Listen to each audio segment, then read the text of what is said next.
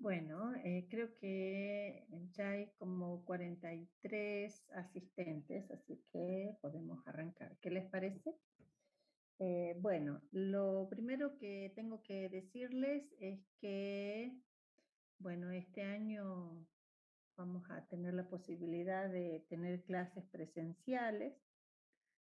Nosotros vamos a tener la clase presencial los días jueves de 20 a 22 horas. Y la clase virtual va a ser la de los días martes de 4 a 6 de la tarde. En el Classroom van a encontrar el link para la reunión con el ID y el acceso si es que, no los tienen. ¿Estamos? Bueno, eso con respecto a las clases teóricas. Con respecto a las clases prácticas, se les pasó el link para que se inscribieran por comisiones. Ya hay inscritos por comisiones y hoy día yo les pasé el listadito de cómo están las 4 comisiones y habían alumnos que se habían inscrito en más de alguna comisión, por lo que les solicité que aclaren en qué comisión van a estar. Otro de los requisitos para poder mantener el vínculo virtual y después para los parciales va a ser de que tienen que subir una foto cuando se registren en Classroom o en Moodle. Las fotos ya se explicó de que se solicita fotos que sean tipo carnet. No fotos de cuerpo entero, sino fotos de tipo carnet. Disculpe, profe. Sí, Sí, de la foto le quería consultar. Le había mandado el mail, pero bueno, le pregunto ahora mejor si se refiere a enviarle una foto por mail o poner una foto de no. perfil. Ustedes tienen que poner, cuando se inscriben en el Moodle o en Classroom, tienen que poner una foto, que es la misma foto que usan en sus cuentas. ¿Sí? Si Ah, ustedes ok. tienen la foto, si tienen una foto en Google, es la misma foto que se va a tomar. ¿Está? Sí, Bueno, profe, gracias. otra de los aspectos así muy importantes a tener en cuenta es que si eh, ustedes tienen más de una cuenta de correo y por ahí no se acuerdan con qué cuenta de correo se registraron, nosotros siempre tomamos la cuenta que figura en Moodle, la cuenta que ustedes tienen en alumnos cuando se inscriben. Les digo esto para que presten atención, porque a veces cuando llega el momento del parcial, y si el parcial por algún motivo tuviera que ser virtual, nosotros siempre acudimos a esas cuentas. Entonces ustedes tienen dificultad porque no saben con qué cuenta se anotaron, etcétera, etcétera. Entonces presten atención a esos detalles eh, eh, que van a ir apareciendo. ¿Está? Enzo me envía un chat y Enzo ya te confirmé la comisión número 4. Lo que sí no tengo es foto tuya, por eso es que no te llega ninguna información. Cuando subas la foto, seguramente vas a poder mirar toda la información. ¿Estamos? Bueno, entonces vamos a arrancar con la materia este año. En lo posible, esperemos que todo venga bien y que no tengamos ningún percance en el tiempo. Bueno, la materia se las voy a dar yo soy Maritza Vaca Molina y la profesora Zulma Vilés es la profesora que va a estar en los prácticos y tenemos un ayudante rentado en la cátedra que es Roberto Hernán Martínez, que en caso de que ustedes tengan dudas, Hernán es un alumno excelente que tiene mucho dominio de lo que es computaciones, redes y todo lo demás, por lo que ustedes podrían consultarlo sin ningún problema. ¿Estamos? Bueno.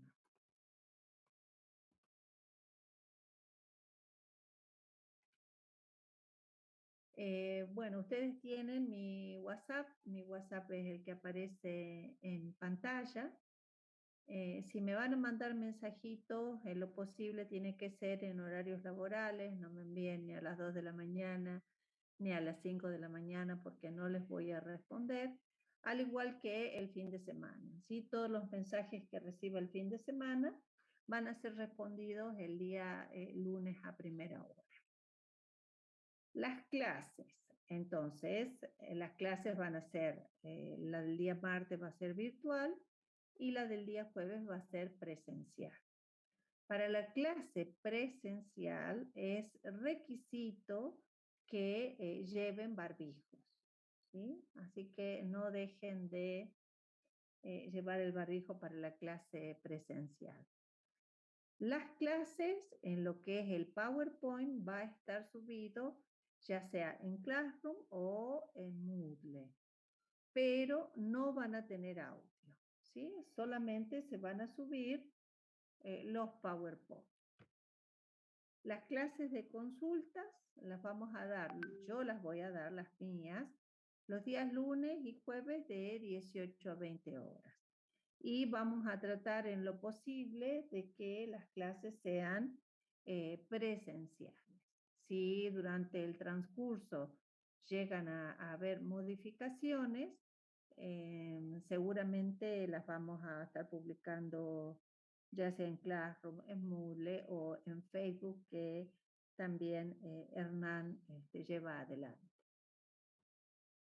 Bueno, ya está de más decirle que para la conexión tienen que tener apagada la cámara, apagado el audio. Si necesitan decirme algo en privado, usa los chats. Pero si tienen dudas, basta con que me interrumpan sin ningún inconveniente. ¿Estamos? Yo entiendo que la materia no es fácil integrar procesos, entonces yo preferiría que a medida que voy hablando, tanto ya sea en la virtualidad como en la presencialidad, ustedes me interrumpan para poder ir aclarando las cosas que por ahí no se entienden. No tengan miedo de preguntar por ahí cosas que a veces uno supone de que están entendidas, que son claras o que todo el mundo las conoce.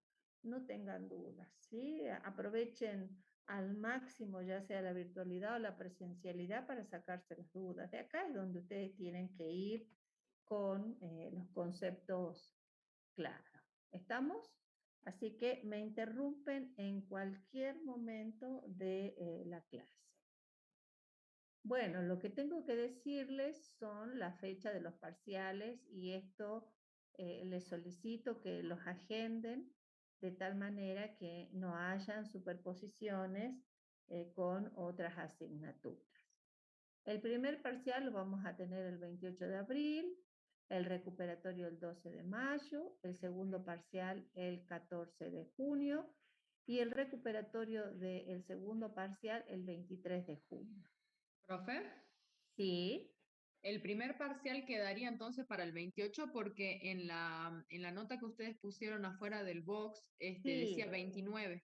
Sí, hubo una modificación y si pasas por el box te vas a dar cuenta que sacamos la hoja y a ver. Sí, el 28 de abril es día jueves, el jueves a la noche. Los parciales van a ser presenciales.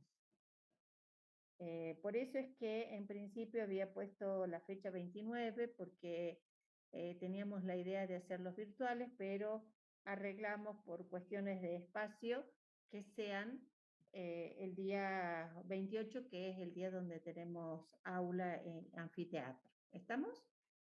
Bueno, profe, y está bueno aparte que sea el 28 porque el 29 hay parcial de genética también. Ah, buenísimo. La asignatura es promocional, ¿sí? Esto significa que Para que ustedes puedan acceder a la promoción, tienen que sacar en los parciales en primera instancia, es decir, sin ir a los recuperatorios, el 70%. ¿Mm? También tienen que tener las actividades prácticas que se van a programar, también aprobadas en el 70%. Y el examen de promoción va a ser tomado el día 16 de junio, el jueves 16 de junio.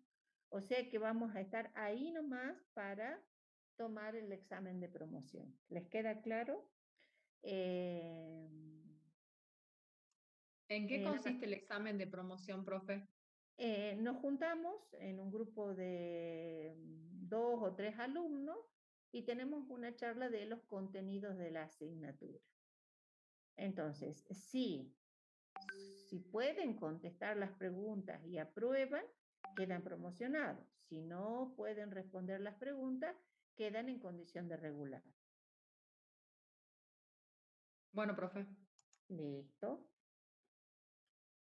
Si les llega a faltar alguna correlativa, que para ustedes creo que es poco difícil porque para ustedes esta materia es casi terminal, no se preocupen, lo más importante es que ustedes promocionen y después arreglamos lo de las correlativas.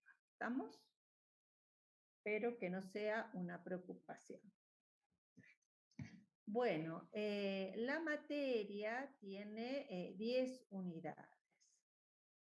Cuando se presenten al examen final, recuerden que son las 10 unidades que tienen que estudiar, ya que últimamente hemos observado que los alumnos preparan 1 o 2 unidades y esperan aprobar el examen final con esas 2 unidades nada más que han visto. Esta materia es una materia que se llama fisiología, o sea que básicamente nosotros estamos interrelacionando todos los conceptos de materias anteriores, con lo cual la materia se hace bastante larga y compleja, ¿no? Pero en las clases teóricas vamos a desarrollar todos los contenidos, por ahí algunos no van a estar desarrollados en su totalidad en toda la profundidad que amerita el tema, pero los aspectos centrales y los más complejos para entender los vamos a ver en clases teóricas. En Classroom y en Moodle tienen el enlace donde están todos los libros de fisiología, ¿sí? No existe un libro de fisiología que nosotros sigamos, sino que se pueden usar cualquier libro, el que para ustedes sea más amigable. Entonces, no piensen que tienen que seguir un libro, ¿estamos? Cuando preparen la materia para rendir el final, les aconsejo que lean libros. Bueno, ustedes ya, como les decía, son prácticamente alumnos terminales en su carrera, así que no hay mucho que explicarles a los biólogos, ¿no? Porque ya vienen entrenados para esto. Lo que sí les voy a pedir es que cuando me envíen algún correo, por favor me indiquen de qué carrera son, porque yo también tengo los alumnos de agronomía. Entonces por ahí recibo un correo y yo no sé si es un alumno de biología o es un alumno de agronomía. Así que cuando necesiten escribirme o mandarme un WhatsApp, por favor siempre aclárenme de qué carrera ustedes son alumnos. Bueno, entonces, los temas que vamos a ver nosotros durante la cursada van a ser la unidad de economía del agua, vamos a ver economía del carbono, vamos a hacer una integración metabólica, seguiremos con la economía de los minerales, luego con el tema de fitohormonas y reguladores de crecimiento, seguiremos con crecimiento vegetativo, con fotomorfogénesis, crecimiento reproductivo, veremos germinación y terminaremos con la unidad que a ustedes les gusta mucho, que es fisiología de las plantas en condiciones desfavorables. Por favor, ustedes me avisan cuando no vean lo que quiero compartirles, ¿sí?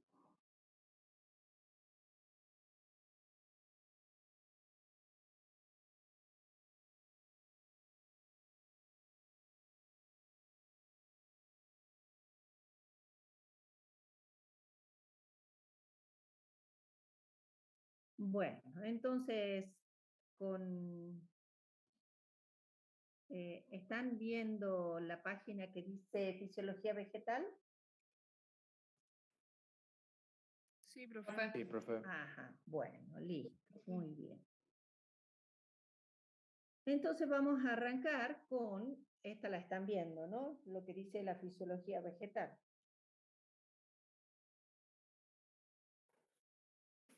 Sí, profe. Ok, bueno.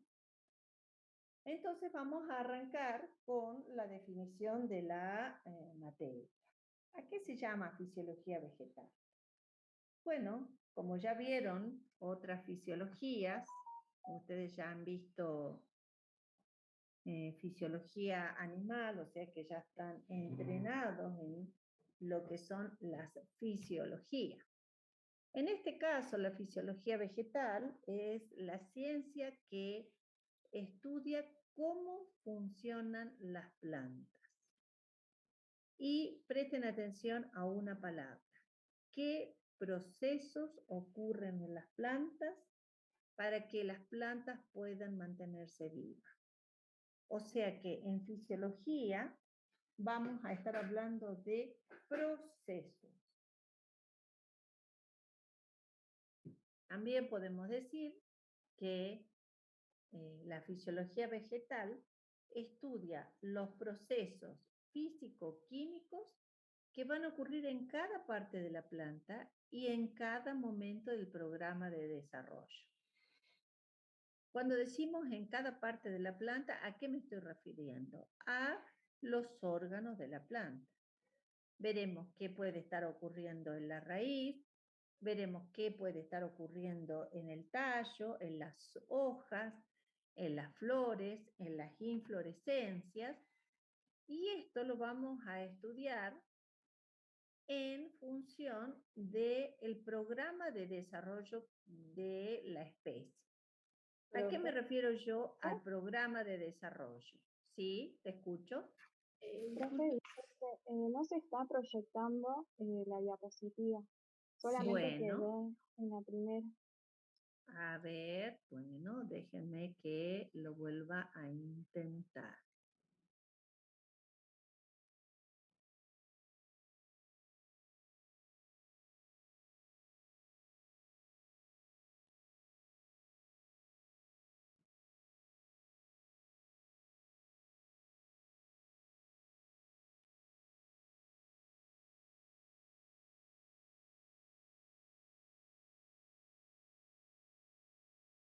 ¿Ahora sí? Sí, ahora sí, profe, muchas gracias. Bueno. Profe, ¿Sí? una consulta. ¿Estas clases no se graban? No. No, solamente van a tener disponible los PowerPoint sin audio. Bien, gracias, profe. Y les cuento por qué he decidido ponerlas sin audio. Porque, como les decía recién, a veces hay temas en donde puedo desarrollar más cosas, otros donde desarrollo menos.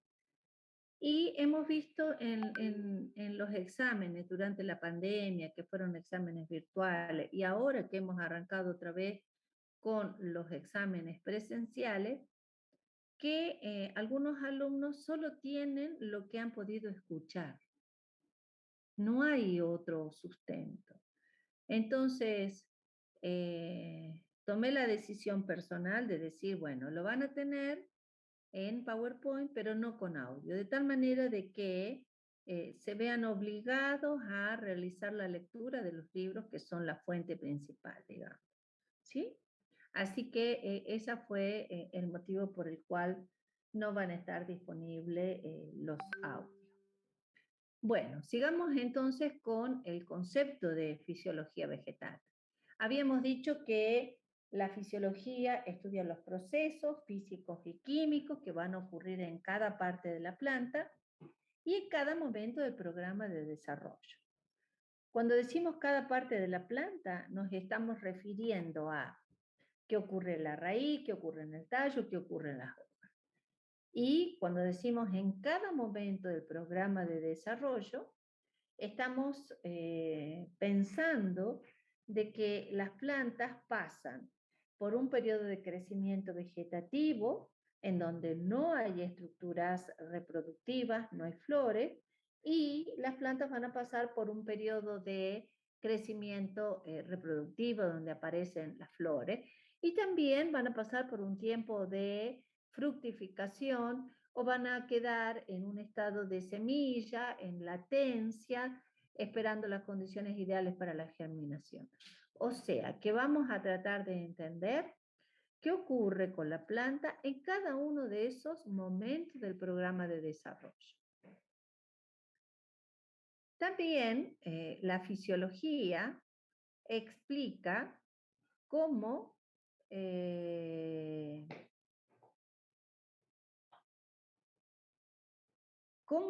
sigue la planta el programa de desarrollo endógeno, es decir, cómo va a manejar el crecimiento vegetativo para poder llegar a un crecimiento reproductivo, producir semilla, producir estructuras reproductivas, dependiendo de la especie, y esto en un marco donde el ambiente va a definir cuáles son los cambios que se van a producir. Es decir, que nunca vamos a dejar de entender de que el ambiente, de que la planta está inserta en un ambiente, está inserta en un suelo. Entonces, el suelo y el ambiente van a producir respuestas diferentes en esas plantas. Como dijimos, vamos a estudiar los procesos que van a ocurrir en el espacio, es decir, procesos que ocurren en las hojas, procesos que están ocurriendo a nivel de raíz, procesos que están ocurriendo a nivel de tallo, de inflorescencia, de flores, de frutos. Y esos procesos los vamos a tener que entender en el tiempo y cómo el ambiente va a modular las respuestas en esa planta de tal forma que el fin último de las plantas es producir estructuras reproductivas y perpetuar la especie. Hay muchas definiciones que se pueden dar de fisiología vegetal. También, por ejemplo, se puede decir que es la parte de la botánica que va a estudiar el porqué y el cómo de los fenómenos vegetales. Y esto es muy simple de entender. ¿Qué es lo que nosotros apreciamos en el mes de septiembre? Por ejemplo, si miramos el Cerro San Bernardo, si miramos las plazas, ¿qué podemos ver en el mes de septiembre? Los lapachos florecidos. Verde. Muy bien, los lapachos florecidos, los blancos, los amarillos, los rosados, ¿sí? Entonces, la fisiología tiene que estudiar por qué las plantas florecen en ese mes y cómo van a producir los fenómenos vegetales para que nosotros podamos detectar y apreciar y gozarnos de las flores de los lapachos, ¿sí? Entonces, esto es importante. Nosotros vemos cosas en las plantas y eso que estamos observando viene de un desarrollo de todos esos procesos e interacción de todos esos procesos. Entonces, también podríamos ¿Profe? decir, sí, Tengo una duda, todas las plantas, o mejor dicho, ¿hay plantas que tengan flores y hojas todo el año o siempre a todas en cierta época se les caen y las hojas y salen las flores? cuando nosotros pensamos en flores, hay plantas que tienen distintos ciclos, eso también los vamos a ver. Hay plantas anuales, hay plantas perennes, hay plantas bianuales. Difícilmente una planta esté florecida todo el año. ¿Por qué? Porque las condiciones ambientales van a cambiar, van a modificarse. Y eso también es lo que vamos a estudiar en la fisiología vegetal. Esto de que se tengan flores, se tengan hoja, también depende de las especies. Si ustedes observan los lapachos en septiembre, ustedes ven flores. ¿Y ven hojas? No, no tienen hojas. No tienen hoja. En otras especies, ustedes ven primero hoja y después ven flores. Entonces hay otro patrón que está involucrado en el desarrollo de esas flores. ¿Estamos? Y eso es lo que vamos a ver en el transcurso de la asignatura. Una cuestión muy interesante y que tiene que ver con lo que nosotros observamos es que siempre hay una relación entre lo que es estructura y función. Si nosotros vemos una hoja, esa hoja tiene que tener determinados procesos que probablemente a nivel de raíz no se den. Entonces, nunca tenemos que perder de vista esta cuestión de la relación entre estructura y función. ¿Cuál es el nombre de la niña que recién preguntaba de flores y hojas? Yo, profe, Karin Neumann. Karina. Bueno. Karin. ¿Y tu nombre es Karin? Sí, exacto, Karin. Ajá, bueno, Karin. Entonces, volviendo a la definición y hablando de los lapachos, nosotros siempre vemos que en septiembre florecen. Es decir, que hay determinados eventos, determinados procesos que se van a repetir bajo determinadas condiciones. Y si se dan determinadas condiciones, nosotros siempre vamos a poder ver flores en septiembre. No la vamos a ver en agosto, no la vamos a ver en octubre, las tenemos que ver en septiembre porque ese va a ser el momento en donde se tienen que haber dado las condiciones para que esa planta florezca.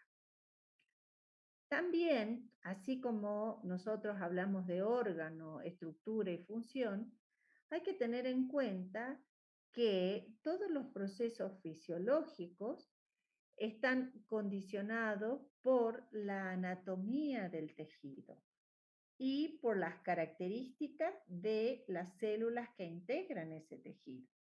Esto ustedes en biología son expertos en entender claramente la relación que existe entre tipo de célula, funciones que se pueden dar, porque ya lo vieron en fisiología animal y lo vieron en, ¿cómo se llama la otra materia que da la profesora Virginia? Biología celular. Biología celular. ¿Está? O sea que esto ya lo manejan muy bien. Y bueno, nosotros desde la fisiología, ¿qué vamos a tratar de comprender? Cómo la planta, en respuesta a la atmósfera, en respuesta al suelo, va a llevar adelante los distintos procesos fisiológicos como la fotosíntesis, la respiración, la producción de ATP, la síntesis de sustancias orgánicas, otros procesos de biosíntesis, que en definitiva son procesos que se requieren para que la planta pueda crecer. Entonces, en esa planta hay un efecto lumínico que va a incidir y modificar y variar el proceso fotosintético. Las concentraciones de gases como dióxido de carbono y oxígeno también van a influir en procesos como la fotosíntesis o procesos como la respiración. Y por supuesto que la disponibilidad de agua en el suelo, la presencia de sales, que esas sales estén disponibles para la planta, van a modificar el proceso de absorción de agua y de nutrientes que inciden directamente en el resto de los procesos fisiológicos. En función de cómo se estén dando estos procesos, la planta va a mostrar un patrón de crecimiento vegetal o bien un patrón de desarrollo. Les recuerdo, nunca usemos el concepto de crecimiento y desarrollo como si fueran sinónimos. Recuerden que la palabra desarrollo implica la presencia de estructuras reproductivas, o sea que no usemos estos conceptos como si fueran sinónimos. También la planta está bajo el efecto de dos momentos. Si nosotros consideramos un día de 24 horas, en ese día de 24 horas nosotros tenemos un periodo lumínico y un periodo oscuro. Los procesos fisiológicos que se van a dar, ya sea en el momento de luz o en el momento de oscuridad, pueden ser totalmente diferentes. O bien pueden estar presentes, pero tener intensidades distintas.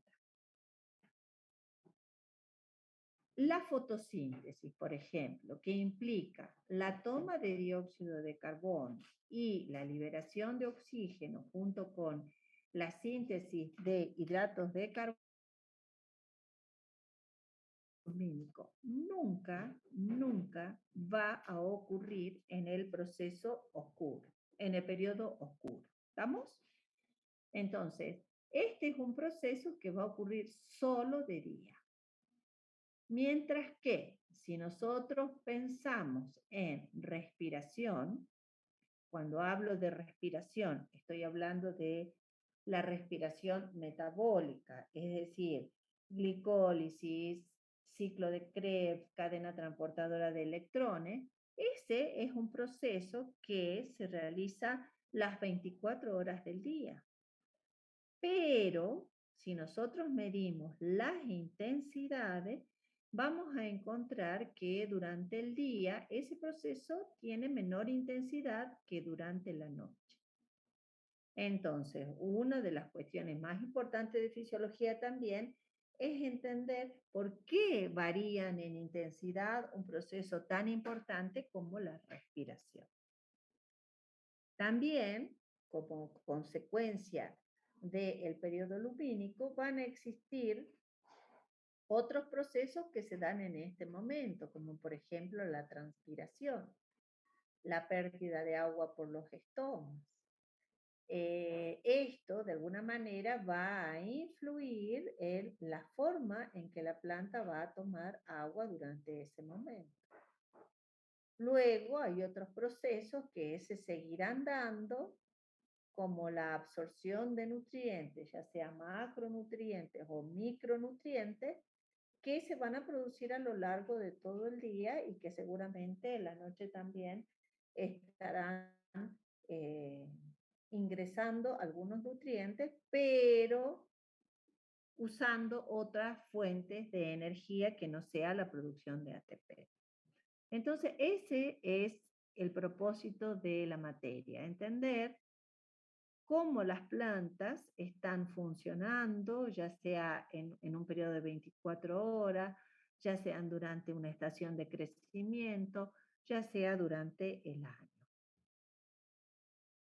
Y como toda fisiología, básicamente vamos a tener que centrarnos a nivel de célula. ¿Qué es lo que está ocurriendo a nivel de célula? La materia para agronomía tiene dos unidades más, una que es célula y otra es fisiología de post cosecha. Los agrónomos tienen muy mala formación en lo que es el tema célula, por eso es que en el programa de los agrónomos está el tema célula, mientras que en el caso de ustedes conocen muy bien lo que es la célula, así que esta unidad no está incluida. Entonces, esto es de la materia. Poder integrar lo que está ocurriendo, por ejemplo, en la mitocondria, en el peroxisoma, en el cloroplasto, vinculado a la vacuola, vinculado a el proceso fotosintético, vinculado a la incorporación de nutrientes, la síntesis de proteína, etcétera, etcétera, etcétera. Entonces, lo que vamos a hacer en la materia es básicamente comprender cómo los procesos se vinculan en una célula y por consiguiente después en un órgano o en la planta entera. ¿Estamos? Entonces, comprendido lo que vamos a estudiar en esta materia, ¿sí? Bueno, vamos a continuar entonces con la primera unidad.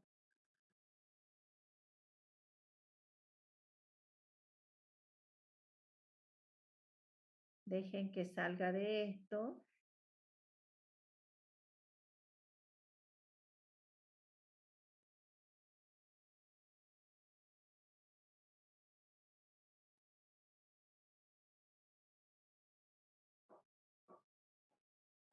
Y arrancamos con el tema agua. Bueno, como esto ya es parte de la materia, si quieren descansar 5 minutitos, como para que arranquemos bien en el contenido. ¿Está? Son las 40, a las 16:45 nos volvemos. Yo no me desconecto, le queda conectada la computadora, pero volvemos a arrancar a las 16:45. ¿Les parece? Bueno, profe. Listo. Profe.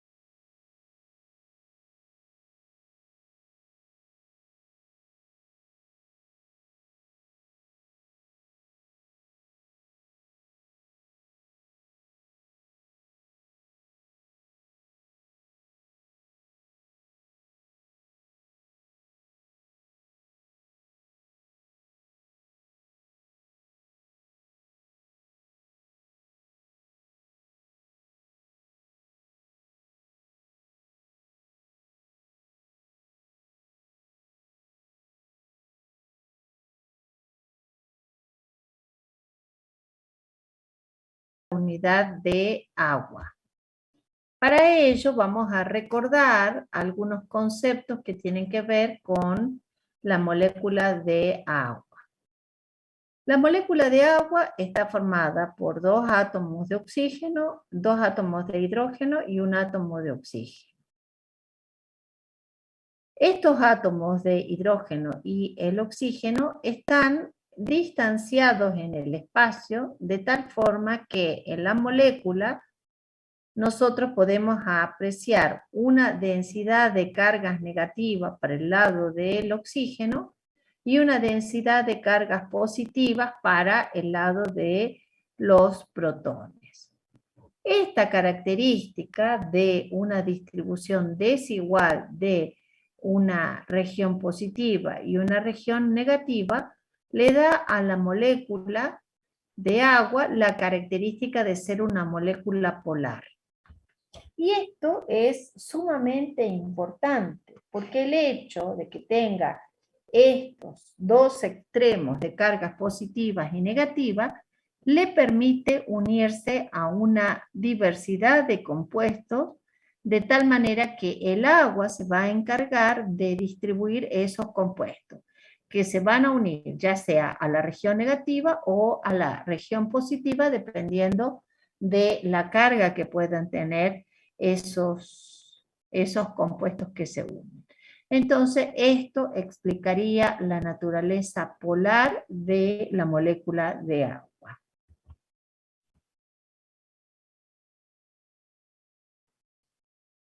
Bueno, dijimos de que las moléculas de agua tienen esa característica de polaridad y eso hace que también las moléculas de agua puedan unirse entre ellas, formando una red a través de enlaces puente hidrógeno.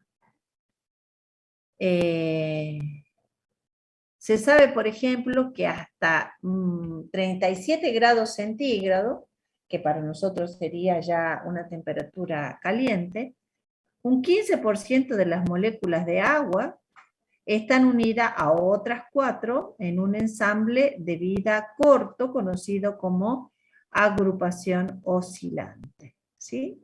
O sea que estas uniones les permiten mantener a las moléculas de agua unidas, ¿sí? Esto es lo que ustedes ya vieron en química como el famoso puente hidrógeno. Y justamente esta presencia de los puentes hidrógeno hace de que la molécula de agua tenga características inusuales, como por ejemplo una alta tensión superficial. Por eso es que nosotros podemos ver por ahí cuando se nos cae agua, una gotita perfectamente formada y que se desplaza por la superficie. Tiene un elevado calor específico y un alto calor de vaporización. Bueno, esto es otra manera de mostrar los enlaces puente hidrógeno. Estos enlaces puente hidrógeno más o menos tienen una fuerza equivalente a un 20avo de lo que podría ser un enlace covalente. Estos enlaces son más fuertes cuando los 3 átomos se encuentran en línea recta, ¿sí? Esto es una característica del puente hidrógeno. Bueno, recordando estas características de la molécula de agua, nosotros nos podemos preguntar ¿para qué necesitan agua las plantas? ¿Sí? En las preguntas de los parciales y de los exámenes, yo siempre pregunto o por qué o para qué, ¿sí? Traten de entender el tipo de respuestas que hay que dar cuando uno pregunta para qué o cuando uno pregunta por qué, ¿sí? En este caso, nosotros preguntamos ¿para qué necesitan agua las plantas? Las plantas necesitan agua para transportar dentro de la planta, distintos compuestos, ya sean nutrientes, sean proteínas, sean vitaminas, sean cofactores de crecimiento, sean moléculas de ATP. Entonces, el agua es fundamental para el transporte. Las plantas también necesitan agua para poder regular la temperatura interior. Necesitan agua para poder tomar los nutrientes que están en el suelo, y esos nutrientes son constituyentes de los numerosos compuestos que vamos a encontrar en el agua. También el agua es importante en los distintos procesos metabólicos que vamos a estudiar en esta materia, y nos vamos a dar cuenta el valor que tiene la turgencia en una célula, la turgencia en una planta, y que la turgencia va a definir el crecimiento que puede llegar a tener una planta y la forma que podría llegar a tener también esa planta. Y miren estos datos que realmente son importantes. Para producir 1 gramo de materia orgánica se requieren 500 gramos de agua. Entonces, nos podríamos preguntar, ¿por qué las plantas tienen necesidades tan altas de agua? ¿Sí? Piensen que 1 gramo estamos usando 500 gramos de agua. Bueno, básicamente la planta necesita agua para la fotosíntesis y otros procesos metabólicos, y necesita agua para crecer. Pero miren las cantidades que se requieren para uno y otro. Solamente el 1% es para fotosíntesis y otros procesos fisiológicos, y el 2% para el crecimiento. Entonces significa que el gran consumo de agua está dado en otro proceso que no es fotosíntesis y no es crecimiento. Si nosotros miramos esta hoja, vemos de que en la epidermis estamos viendo los estomas. Esto sería un corte transversal, donde estamos viendo el mesófilo en empalizada y el mesófilo lagunoso. Y acá vemos una estructura que son los estomas. Los estomas, ya vamos a ver más adelante, pueden estar cerrados o pueden estar abiertos. En presencia de luz, por lo general, en todas las plantas, los estomas están abiertos. Y en oscuridad, los estomas están cerrados, salvo algunos metabolismos en donde la situación es al revés. Entonces, por los estomas tenemos que están ocurriendo 2 procesos fisiológicos que de alguna manera hay que tratar de equilibrarlos en la planta. Por los estomas está ingresando el dióxido de carbono para el proceso fotosintético, y está saliendo agua en forma de vapor de agua por el proceso denominado transpiración.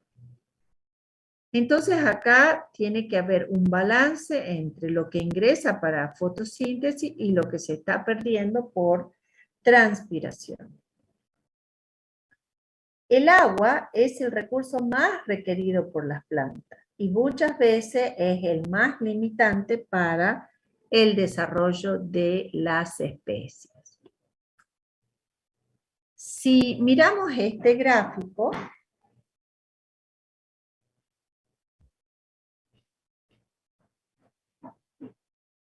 en donde relacionamos la productividad de los ecosistemas en función de las precipitaciones anuales, vemos que cuanto mayores son las precipitaciones, mayor es la productividad del ecosistema. A menor precipitación, menor productividad de los ecosistemas. Y es lo que podemos ver si nosotros nos vamos a Jujuy por la cornisa, vamos a ver un ambiente netamente selvático, pero si vamos a Cafayate, si vamos a Cachi, vamos a ver ambientes más bien de tipo desértico, donde la vegetación es completamente distinta a la que puede haber en los lugares más húmedos o con mayor precipitación.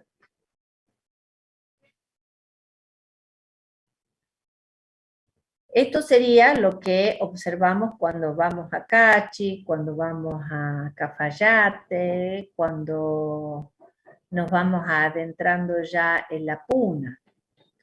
Entonces, por ahí tenemos que pensar cómo hacen estas plantas para tomar agua de un ambiente tan árido, de un ambiente tan desértico.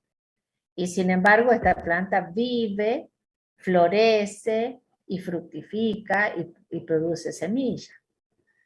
Evidentemente, esta planta, para poder crecer en este ambiente, en este ecosistema, a lo largo de los años y de los procesos evolutivos que se requieren, ha ido modificando algunas cuestiones que tienen que ver con su fisiología para poder vivir en estos ambientes que no son para nada amigables para un buen crecimiento. La distribución geográfica de las plantas no solamente se restringe a ambientes desérticos.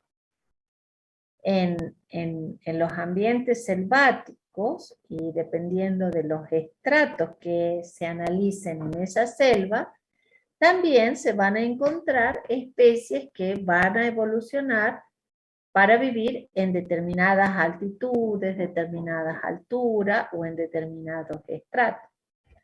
Es decir, que la planta aún en condiciones de, que uno podría decir son ideales de temperatura, de humedad, de precipitaciones, las plantas se van a adaptar al ambiente en el que viven.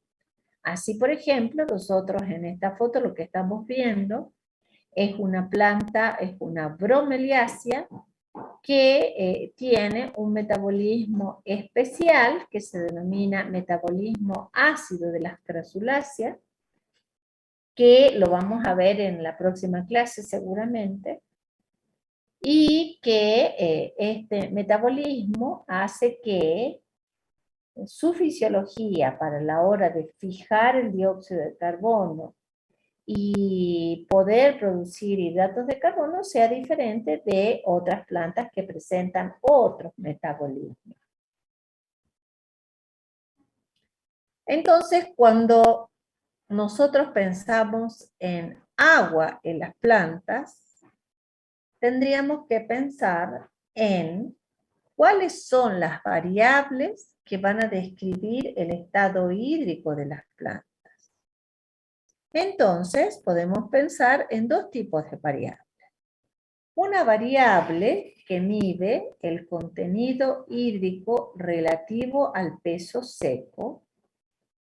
Otra variable que es el contenido hídrico relativo al desaturación. Y otra variable que podría ser el potencial agua. Si se fijan, estas dos variables se refieren a contenido, mientras que la tercera variable está referida a un potencial. ¿Cómo determinamos el contenido hídrico relativo al peso? Simplemente vamos a suponer que tenemos una planta de lechuga. Vamos a pensar en que vamos a determinar el contenido hídrico relativo al peso en una planta de lechuga.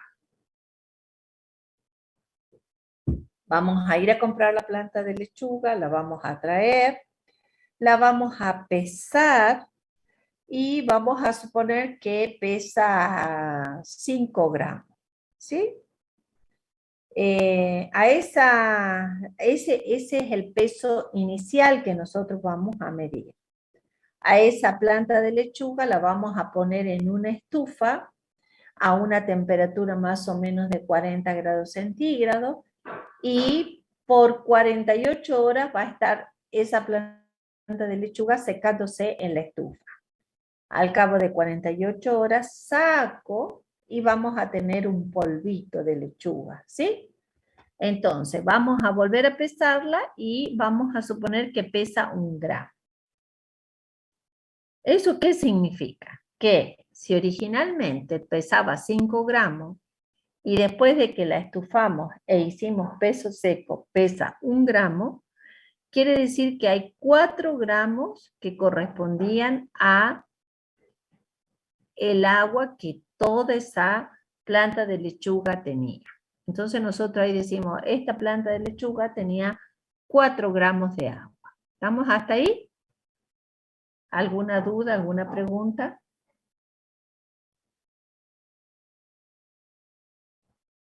Bueno.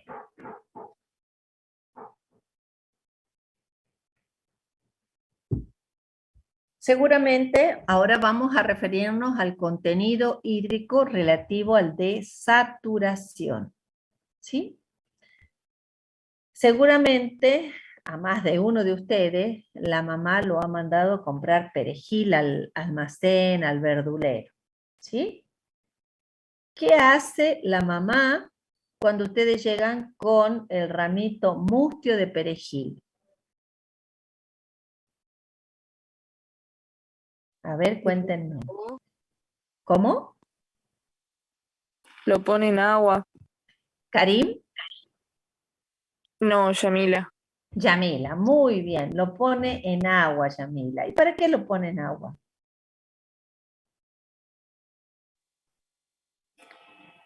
Porque como que se vuelven a...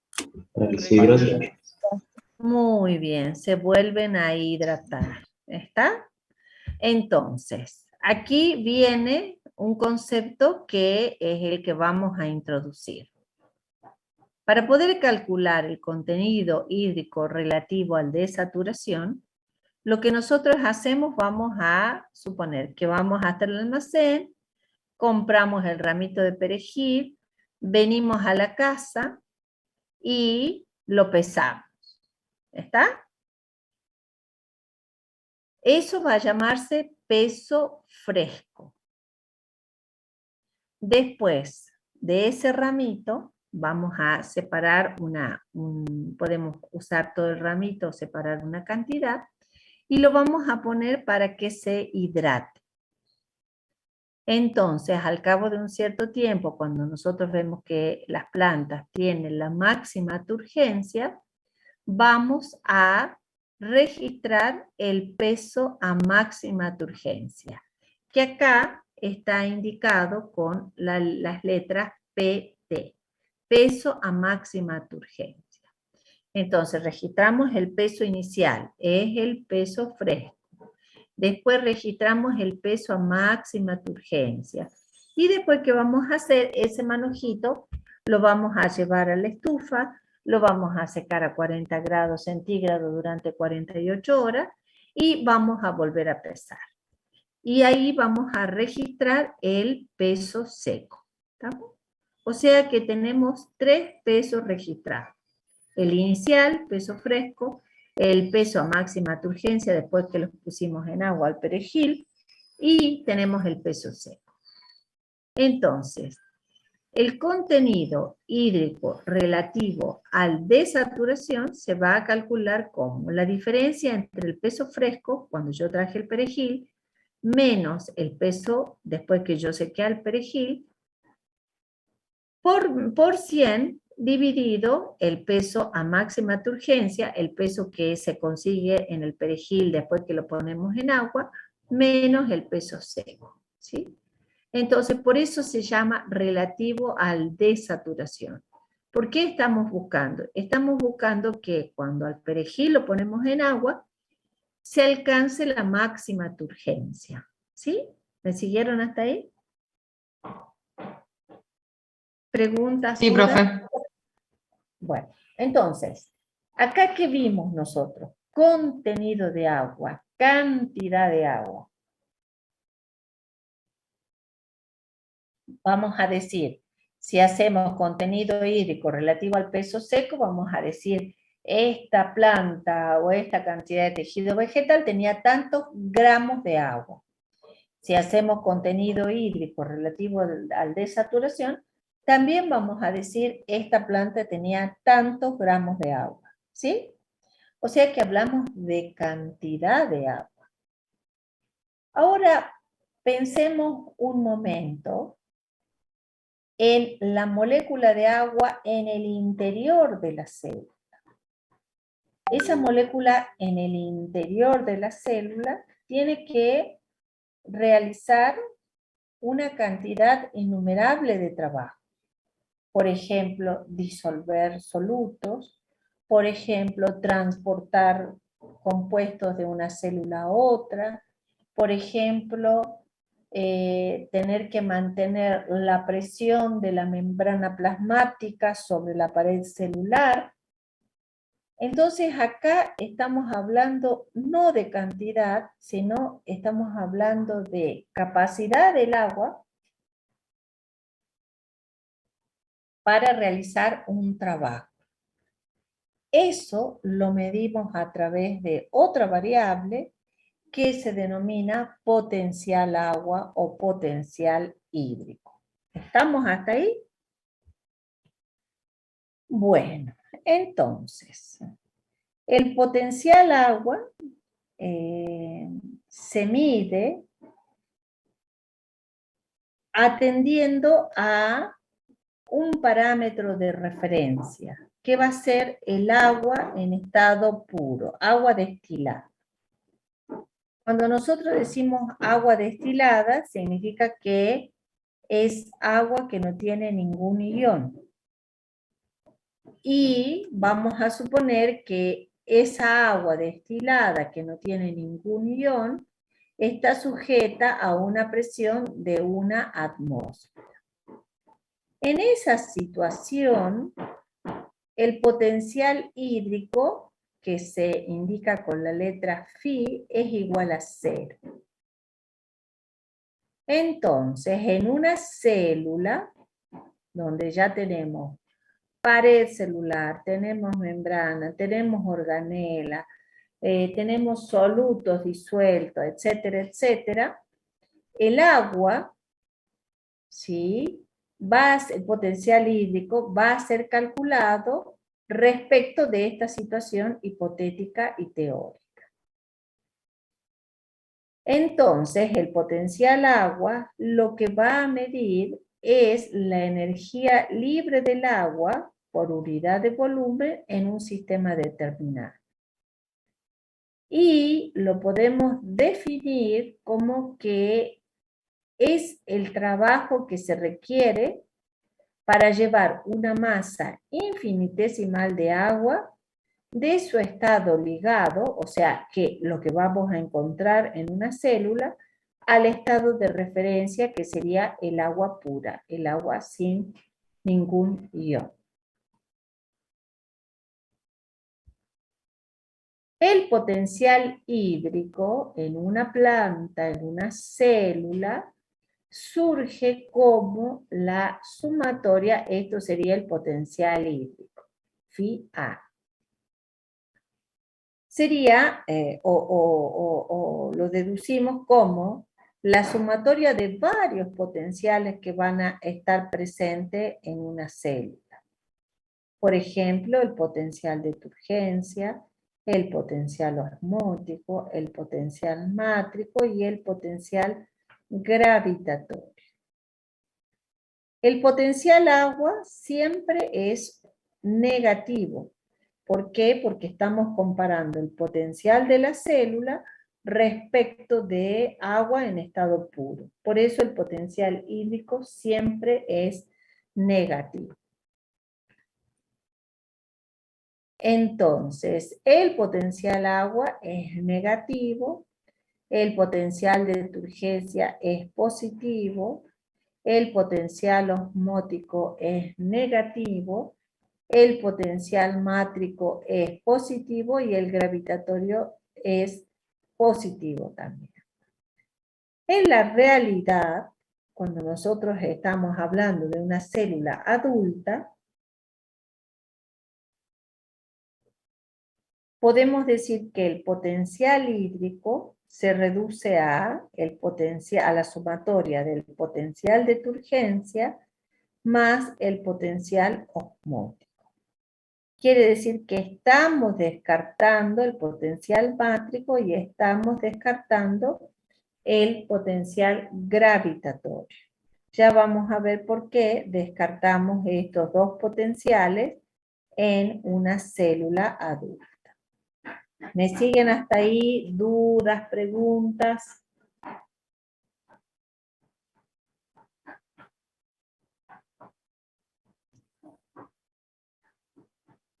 Bueno. Entonces, como el potencial hídrico es una medida de la diferencia de potenciales, donde el agua suponemos que es 0, siempre va... Sí. ¿Cuál era el potencial mátrico? Ya lo vamos a ver, todavía no hemos llegado hasta ahí. Ah, bien, gracias. Registrar la pregunta hasta cuando lleguemos al tema. Entonces, como es un potencial, las unidades en las que se expresa siempre van a ser unidades de presión. ¿Qué unidades se usan? Joule por metro cúbico, unidades de fuerza sobre superficie, se puede usar pascales, también se pueden usar los megapascales, se pueden usar bares, ¿sí? Y antiguamente, si ven libros de fisiología bastante viejos, van a encontrar que medían todo en bares. Hoy la unidad más utilizada es el megapascal. Y un megapascal equivale a 10 bares. Una cuestión muy importante del potencial agua, ya dijimos que el máximo valor que puede tomar el agua es 0. Y de ahí en más, los valores siempre van a ser negativos. ¿Estamos? O sea, que imaginémonos que estamos en una regla de valores negativos. El máximo valor es 0. Y de ahí yo tengo un potencial de -1 megapascal, tengo un potencial de -2 megapascal, tengo un potencial de -3 megapascal. ¿Cuál de esos potenciales es más negativo?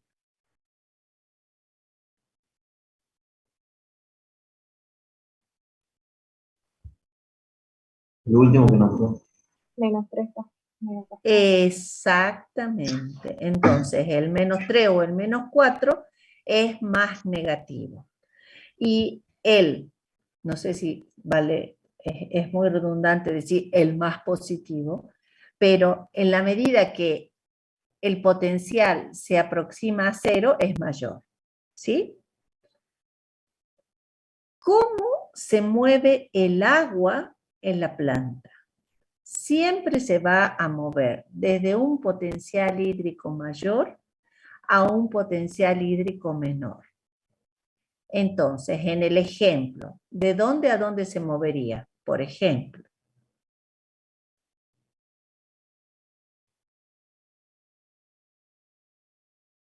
Desde -1 a -3. muy bien, de -1 a -3. Ese va a ser siempre el movimiento del agua, siempre de mayor potencial a menor potencial.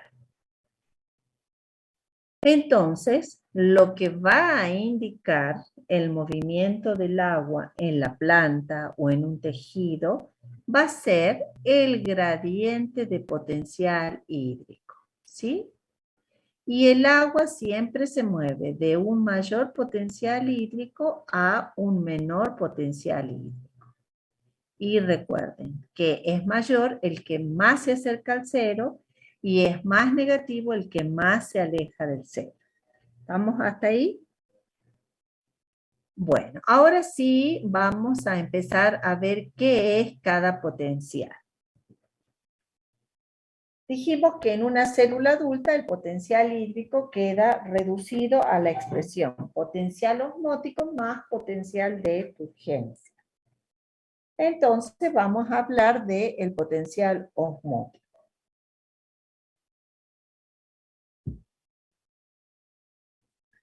El potencial osmótico representa el efecto de los solutos. Y la presencia de los solutos en una solución va a disminuir la energía libre del agua. Imaginémonos, esto es una cuestión para que nos imaginemos, que ustedes van a tomar una taza de té y que a Karim le gusta el té con una sola cucharadita de azúcar y que a Yasmín, ¿me dijiste el nombre? Creo que era Yasmín. Y que a Yasmín le gusta el té con 5 cucharadas de azúcar. ¿Cuál de esos té va a tener una mayor cantidad de soluto?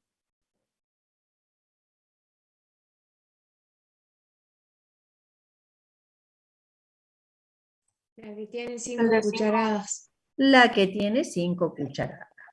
Entonces, imaginémonos, esto acá opera mucho la imaginación. ¿Dónde va a haber mayor capacidad de realizar trabajo si tenemos que analizar el agua, el TS? ¿En el que tiene 1 cucharada o en el que tiene 5 cucharadas? El que tiene 5.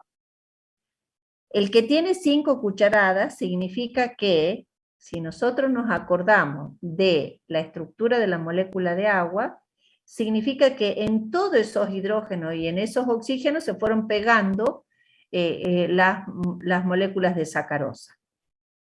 O sea que prácticamente no va a quedar agua disponible para unirse, supongamos, a una proteína. Mientras que en el té que endulzamos con 1 cucharada, van a haber moléculas de agua disponibles para unirse a otros compuestos. Entonces, considerando estas 2 tazas, una con 1 cucharada y otra con 5, ¿cuál de estas 2 tendría mayor posibilidad de realizar el trabajo?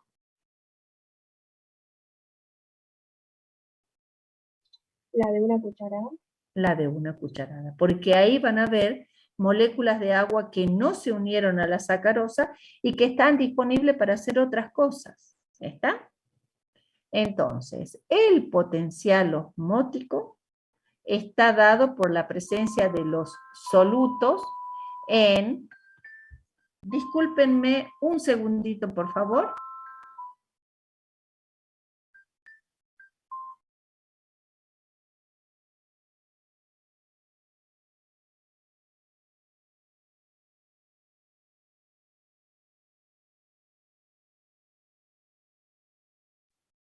Entonces, el potencial osmótico representa el efecto de los solutos en esa solución.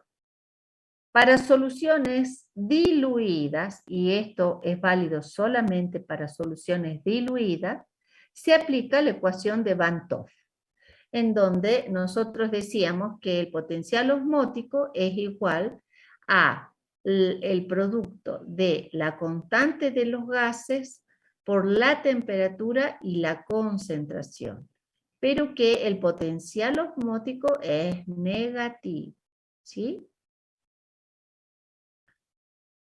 Cuando pensamos en la concentración, hay que tener en cuenta de qué estamos hablando, ¿sí? Por ejemplo, si yo tengo una solución de cloruro de sodio, ¿sí? Es decir, que tengo agua con sal.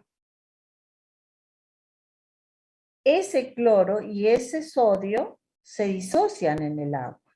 El cloro se unirá a la fracción, a la densidad de cargas positiva, y el sodio a la densidad negativa del oxígeno. Entonces, una cuestión a tener en cuenta a la hora de calcular el potencial osmótico es saber si se trata de soluciones o de moléculas que se puedan disociar. ¿Está?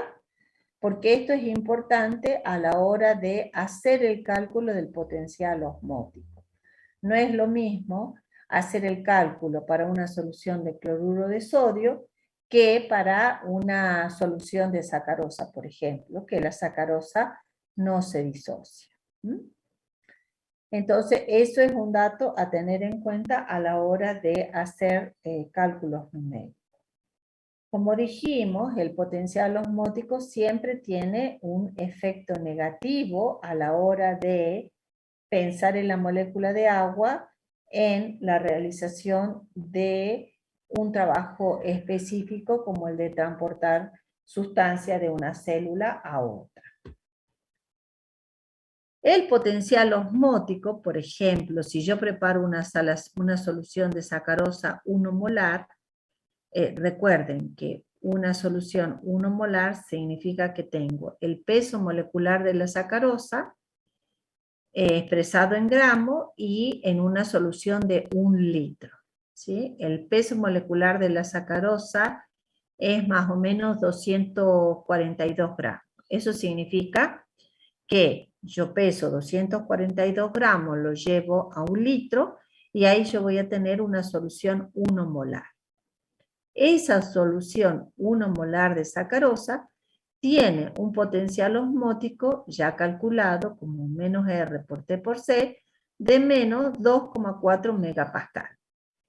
Para esto es importante conocer siempre la temperatura de trabajo. En el caso de ejercicios que nosotros tengamos que hacer en el laboratorio, vamos a usar de hecho la temperatura del laboratorio, que serán 24 grados centígrados, 25 grados centígrados. Y una cuestión muy importante a tener en cuenta es cómo está expresada la constante de los gases. Si la constante de los gases usa grados Kelvin o usa grados centígrados. Esto lo tienen que tener en cuenta. Entonces, volviendo a la solución de sacarosa 1 molar, que tiene un potencial osmótico de menos 2,4 megapascal, esta solución equivale a la presión ejercida por una columna de agua de 250 metros. Imagínense la magnitud de los solutos en el cálculo del potencial osmótico y después vamos a ver cómo influye en el agua. ¿Preguntas hasta acá?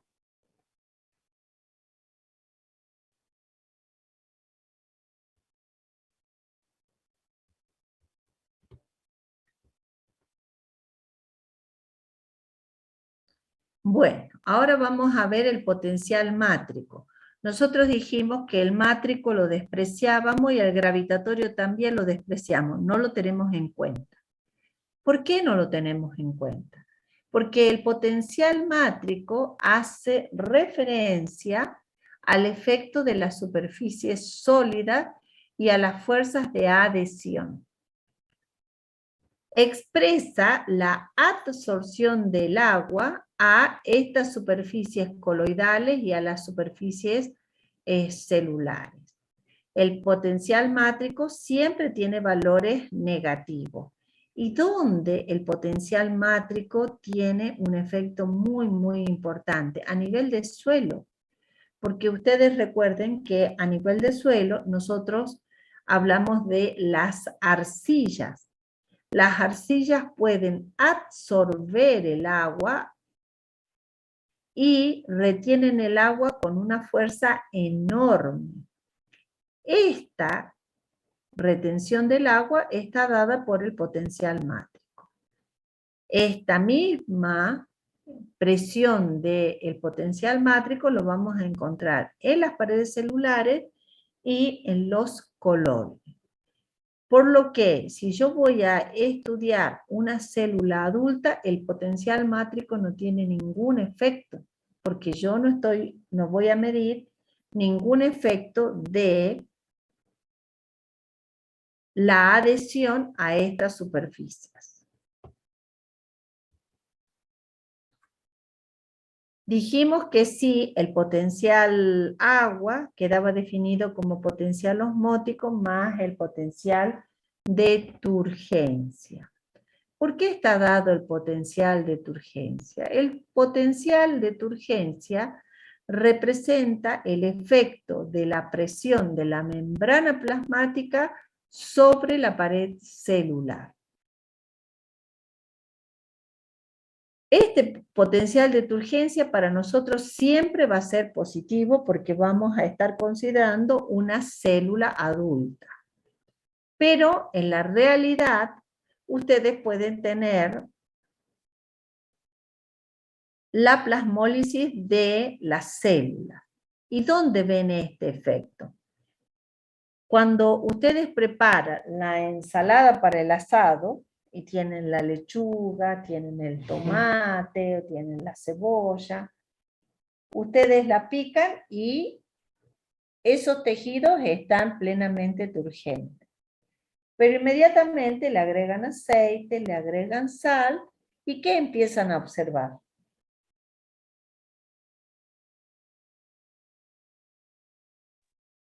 Salida de agua. Muy bien, la pérdida de agua. ¿Está? ¿Qué significa esto de la pérdida de agua?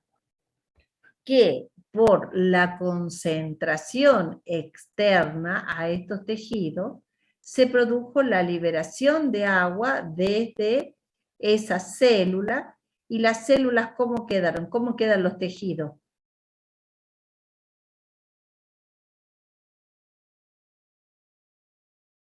¿Cómo quedan? ¿Cómo queda esa lechuga? ¿Cómo queda ese tomate? Marchita. Quedan Marchita. plasmolizados. Ese estado se llama plasmolizado. Por eso las madres le dicen, condimenten solamente lo que van a comer. ¿Por qué? Porque una vez que se plasmolizó, nadie va a comer esa lechuga, ni ese tomate, ni esa cebolla.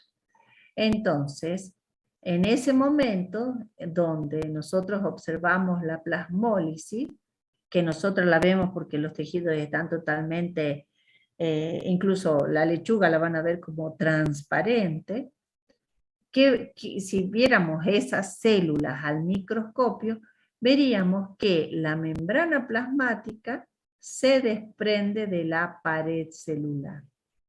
Mientras que cuando recién picamos la lechuga y la lechuga la lavamos, la dejamos en agua, o sea que esa lechuga alcanzó la máxima turgencia, esa célula está totalmente turgente.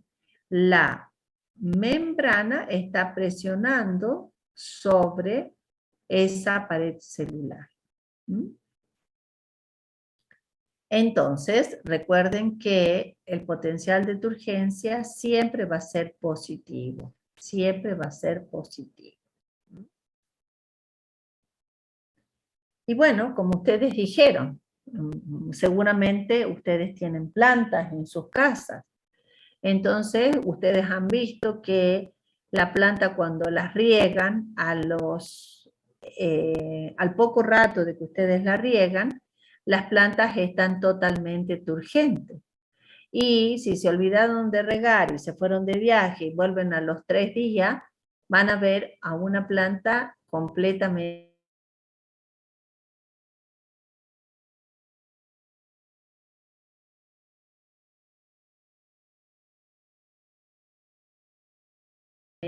marchita.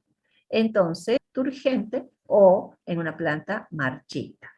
Es cuando nos acordamos de que había que regar.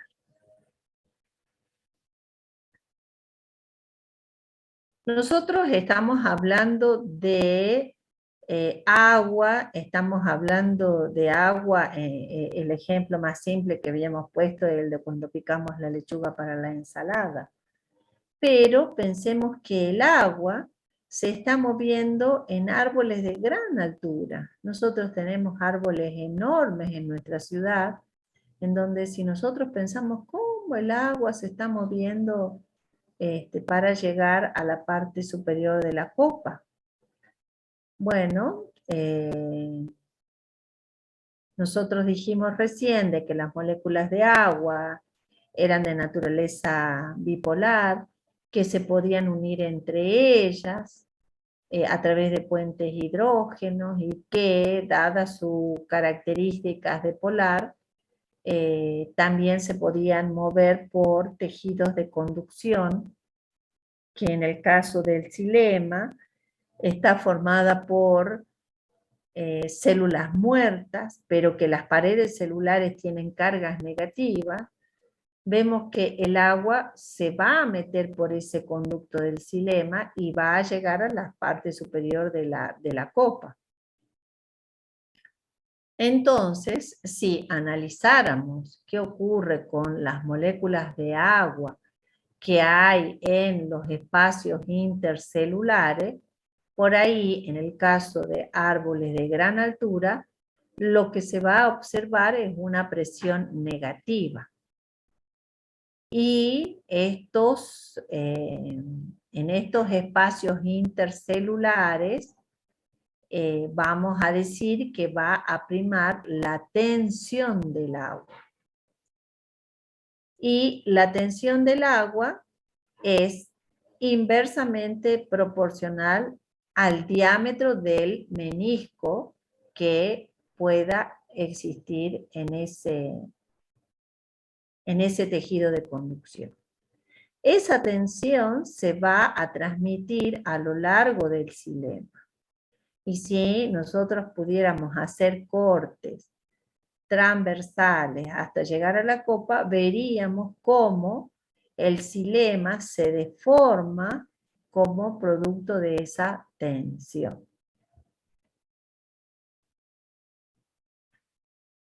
El otro potencial que vimos es el potencial gravitatorio, que nosotros dijimos que el potencial gravitatorio también se desprecia en esa fórmula de potencial hídrico. El potencial gravitatorio expresa la diferencia de energía potencial debido a una diferencia de altura. Si volvemos a este esquema y dijéramos, vamos a medir potencial agua aquí en la base del árbol y vamos a medir el potencial hídrico acá arriba, lógicamente que acá hay un efecto altura que deberíamos considerar. Pero hay que recordar de que nosotros no vamos a hacer mediciones de potencial hídrico aquí ni acá arriba. Vamos a hacer a lo sumo la medición de un potencial hídrico en el laboratorio, en donde vamos a estar trabajando a una determinada altura y todo el sistema está a la misma altura. Cuando hablamos de potencial gravitatorio, nosotros tenemos que recordar que la fuerza de gravedad causa el movimiento del agua hacia abajo. Y que el potencial gravitatorio va a ser igual a la densidad del agua por la aceleración de la gravedad y por la altura a la que se esté midiendo el potencial agua. Entonces, solamente en árboles nosotros podemos decir que el potencial gravitatorio va a tener un impacto. Pero a nivel de la medición de laboratorio, nosotros sin ningún problema podemos despreciar este valor del potencial gravitatorio. El potencial gravitatorio, por lo general, aumenta 0.01 megapascal por metro en altura. O sea que solamente habría que tenerlo en cuenta en el caso de los árboles. Por eso es que el potencial agua va a quedar circunscripto a la parte del potencial osmótico más el potencial de turgencia. ¿Estamos hasta ahí? ¿Alguna pregunta?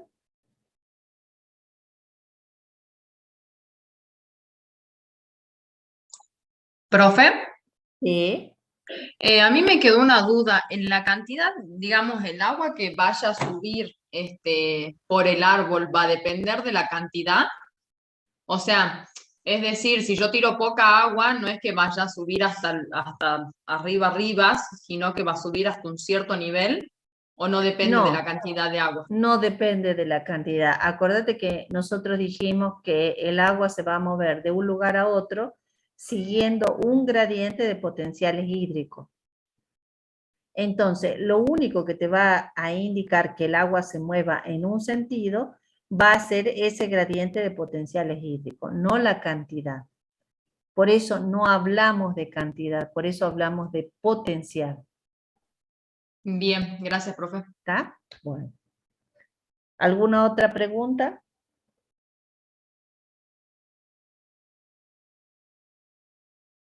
Bueno, acá vamos a presentar el primer gráfico importante de la clase. Y me prestan atención acá. Si nosotros graficáramos el potencial hídrico en función del volumen celular relativo y graficamos el potencial agua, el potencial de turgencia y el potencial osmótico, vamos a tener esta gráfica. ¿Esto qué significa? Que si tenemos una célula 100% turgente, el potencial hídrico tiene que estar próximo a 0. ¿Sí? Si tenemos una célula que ya está flácida, es la típica célula que vamos a encontrar después de condimentar la lechuga, el potencial hídrico, si pudiéramos medir el potencial hídrico en esa célula, el potencial hídrico va a ser bien negativo, ¿sí? Va a valer como menos 14. ¿Está? ¿Me siguen hasta ahí? Entonces, Profe, una célula 100% turgente sería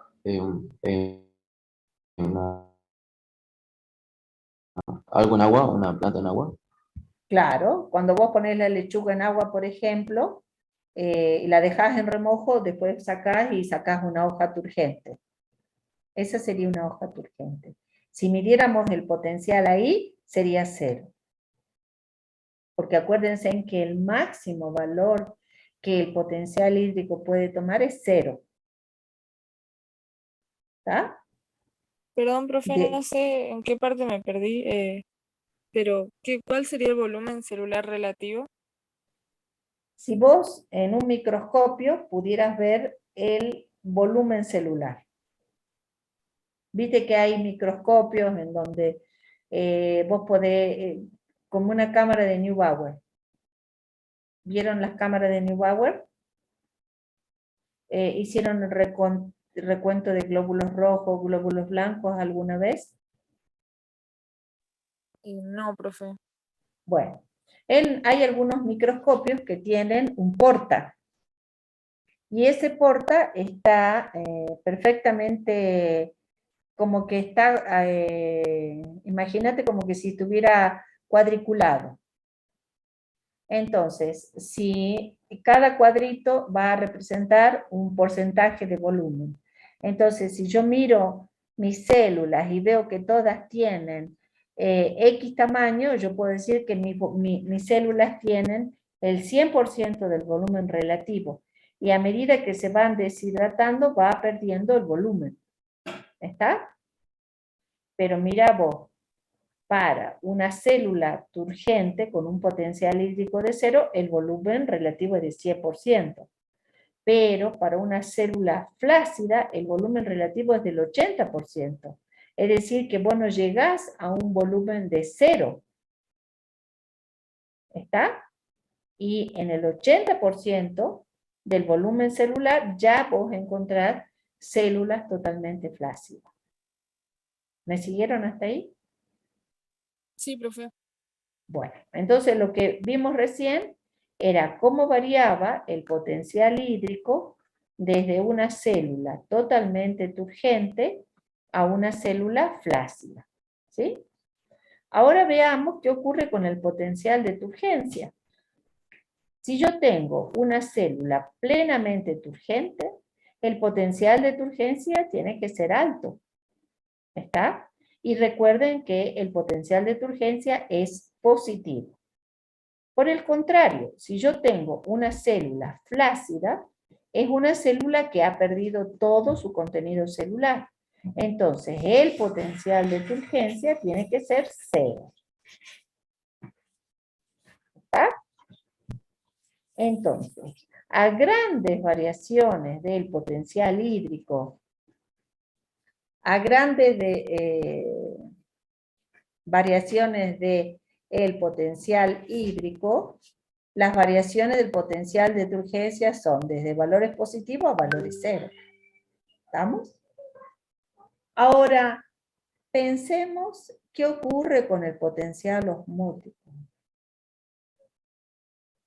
Mientras estos potenciales variaban grandemente, ¿qué ocurre con el potencial osmótico? La variación es prácticamente nula. ¿Sí?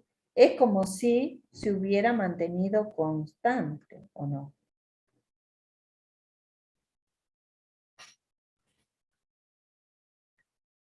¿Esto qué nos está mostrando? De que el potencial osmótico siempre va a permanecer constante. Lo que va a variar van a ser el potencial hídrico y el potencial de turgencia. Pero el osmótico siempre va a permanecer constante. ¿Esto qué significa? Que todas las células tienen que estar trabajando con una determinada cantidad de iones.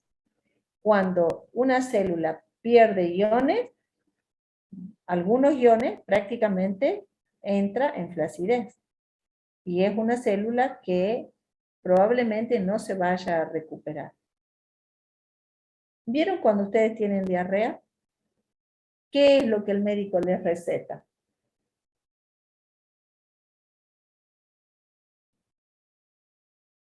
Agua. ¿Solamente agua? ¿Solamente agua les receta? Y sales minerales también. Ahí está. Muy bien. Bebida. Les receta sales de hidratación. ¿Por qué? Porque en cada deposición ustedes fueron al baño y tiraron todas las sales. ¿Y ustedes cómo se sienten? Se sienten pésimos.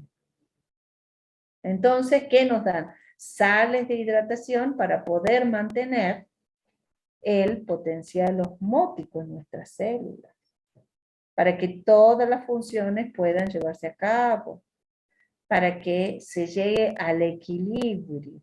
¿Está?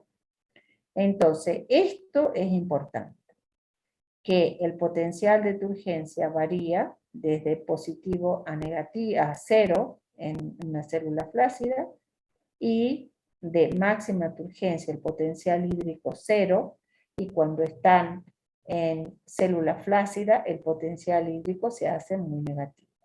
Y que en un rango del 20% del volumen celular relativo, el potencial osmótico no varía. El potencial osmótico permanece constante. ¿Estamos hasta ahí? Sí, profe. ¿Preguntas? Sí.